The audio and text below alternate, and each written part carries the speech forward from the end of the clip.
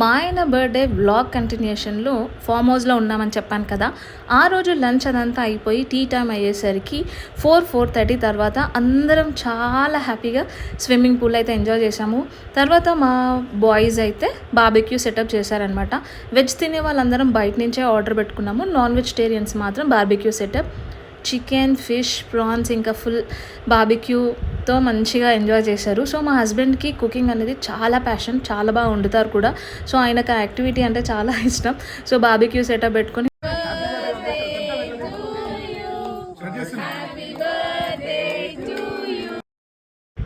కొంచెం వెరైటీగా పూల్లో అయితే బర్త్డే కేక్ కట్ చేసాము.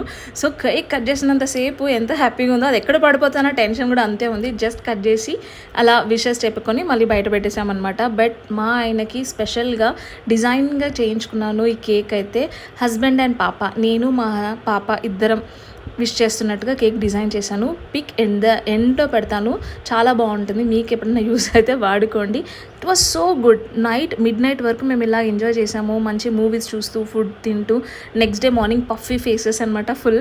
సో మార్నింగ్ అయితే మేము చాలా ఎర్లీగా లైక్ 6 o'clock మెలకు వచ్చేసింది అండ్ చాలా మంచి ప్రశాంతమైన weather.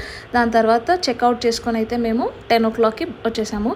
So stay tune to my page, do like, share, subscribe.